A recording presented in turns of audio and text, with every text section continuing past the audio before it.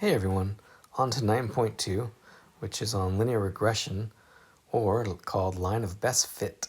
So, after verifying that the linear correlation between two variables is significant, the next step is to determine an equation of a line that best fits the data. So this is called the regression line, or line of best fit. And it can be an equation that can be used to predict values of y given values of x. In this first page, there's just a lot of information about the background of what a line of best fit is. But really what we're trying to do is minimize the distances those dots are from the line. We're trying to find a line that's as close to all of the dots as possible. Right? So there's some details about residuals, which is the distance from the dot to the line, and we're minimizing all of those little distances. The regression line, if you remember from algebra days, is going to be that formula, good old y equals mx plus b. That's what we're after. The way we calculate that is these formulas here. So again, the formulas get a little crazy, and if you want to try things by hand, give those formulas for m and b a try. If not, we can just use StatCrunch. But if you remember from algebra what m and b represent, m is the slope of the line, right, the steepness of the line, and b is the y-intercept. That's the same here in statistics. So we're after the m and the b to get that equation of the line. So we're going to jump right to an example. We're not going to use those formulas. We're going to use StatCrunch. Here's our systolic blood pressure example again, same one. Let's use technology to find the equation of the regression line. So I gotta load the data. Where is StatCrunch? There you are. Is this StatCrunch? No. Okay. So we're going back to blood pressure example. So we load it in, and the nice thing is it's the same location as the regression R. The correlation coefficient R. Stat, regression.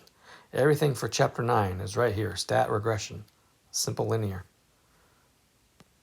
Signify your columns. Click compute. Remember all that stuff we got? It has the regression line as well. It's that fourth line down. Blood pressure, comma, y equals, and there it is. So I can write that down, but notice it gives us the words and the variable. I'm just going to want the variable. So I'm just going to write this as y equals 80.255 plus 1.705x.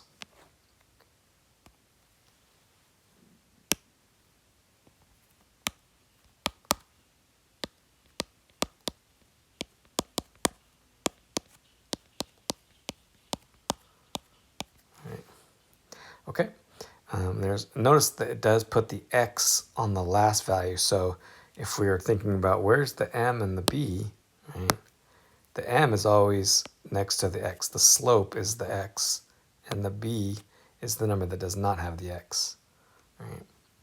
So you could turn this around if you like it better, the y equals mx plus b style, 1.75x plus 80.255. Could put it that way as well. It's up to you. And sometimes it's reversed in MyLab. So just know that StatCrunch gives it to you in the form that I just wrote down in blue, but you could reverse it. But notice when you reverse it, the x is attached to the 1.705. That's the key, right? We wouldn't want to put the x on the 80. Okay.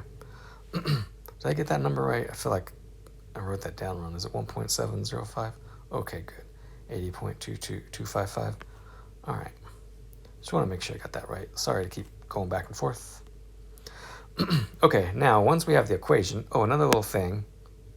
Typically you put a little hat on the y. What that signifies is this is a sample or prediction model. It's not precise or exact, I guess. It's an approximation. So we put it on that y hat. Okay. Now we can use this equation to predict, right? So now we don't have all of the ages represented in the sample, but now we can use this model to make a prediction. And then we'll round to the nearest whole number. okay? Um, I can do that with just calculating it out, right? So I can just type in or write down the equation, right? So I'd have y hat equals 80.255 plus 1.705 times 55. Okay? So I'm just putting in the 55 for the x, because x represents age, and this is a 55-year-old man, and I would just do that calculation in my calculator. Pretty simple to do, just input into an equation, right? And we could do that for all of them. Okay. Another idea that you could use is, if I go back to StatCrunch, there's a cool little shortcut. Let's go back to options, and I'm going to edit, so I'm going to kind of go back to the previous page. If you page down a little bit, you'll see prediction of y, right? Prediction of y. It says optional, and I could type in predictions. So I could put in numbers there. I could put in the 55, and I think the next one was 27. Right? I could put in a couple of them separated by commas if I want, and then click compute. Right? Now, if you look all the way down to the bottom, I have those predictions. So the 55 predicted value is 174. The 27 is 126. Notice there was like level of significance or whatever. That doesn't matter because we're not doing confidence intervals. So there's more to it here, but I just want those first two columns. So 55 is 174, 27 is 126.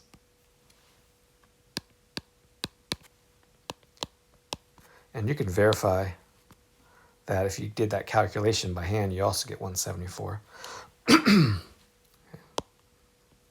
Now notice I did not do the 85. And the reason for that is if I look at the ages represented in the sample, the highest one is 70. The lowest is 16. Meaning my study is only good for that age range.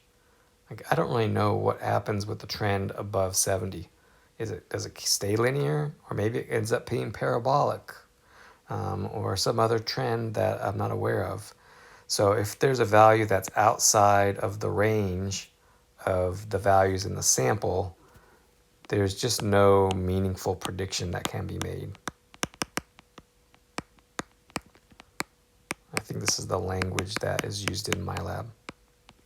Okay, so just look at that value and be careful, make sure it's within the age range, within reason. I mean, if it were 71 or 72, I could probably still say, oh yeah, that's probably a pretty reasonable prediction. But if it's outside significantly, just say no meaningful prediction.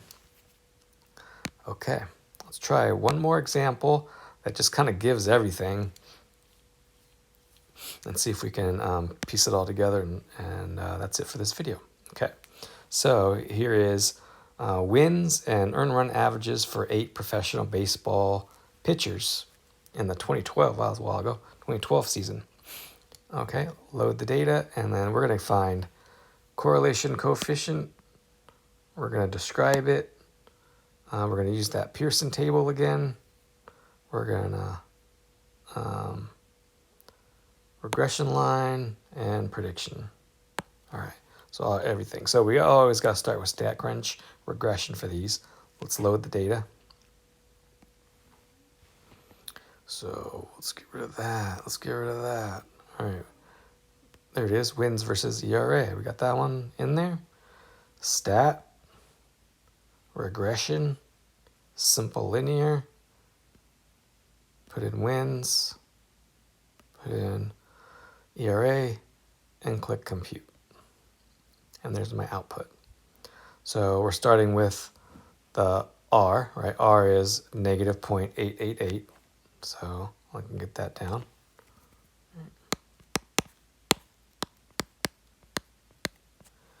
And so that's looking pretty strong, right? Because it's above 0.8, but it is negative. So strong negative linear correlation.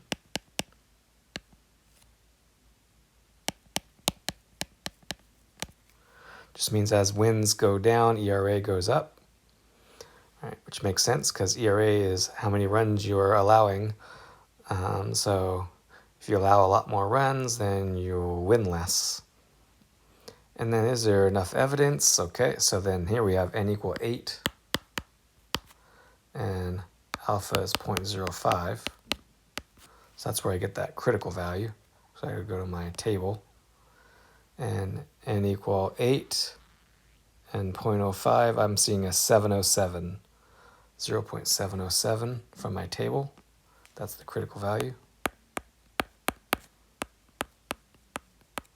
Right, which is less than the 0.888, ignoring the negative. So yes, because is there enough? That one's just a yes or no question. Yes, there is enough evidence to conclude there's a significant correlation because the R is bigger.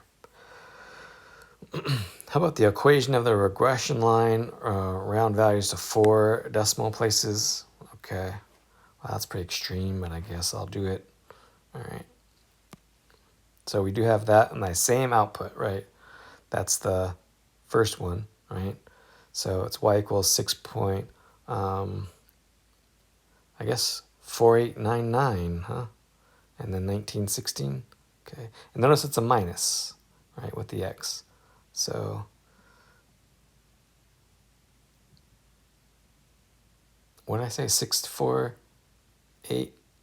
How many decimal places? Okay, 648.99. Okay.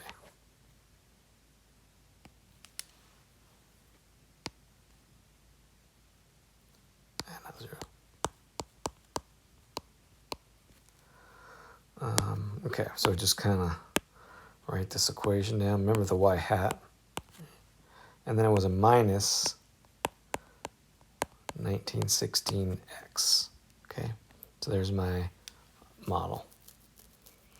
Okay, if you switch this around, just make sure the negative goes with the x, right? So if we did this way, negative 0.1916x plus the 6.4899, there would be another way if you switch them around. Finally, let's make a prediction. We have 3 values to predict. Are any of these outside of the range? Ooh, that 5, right? The 5 is outside of the range because the range is from 20 to 9. So wins 5, no, can't really predict that one. That one, no meaningful prediction.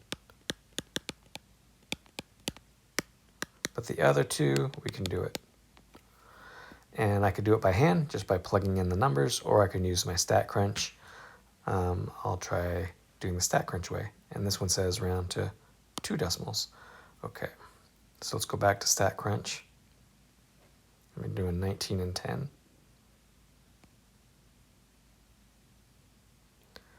So I can click on options. And probably could have just done this right at the beginning, right? But I go down to my prediction and do 19, 10. Separated by a comma. Don't worry about that level. And then I click compute and I get that prediction. And to 2 decimal places, the 19 is 2.85 and 4.57. 2.85, 4.57. And I'm feeling pretty good about those predictions, so I'm done. Okay, so give those problems a try in 9.2 and see how they go. If you get stuck, let me know and I'll help. All right, I hope you have a good day.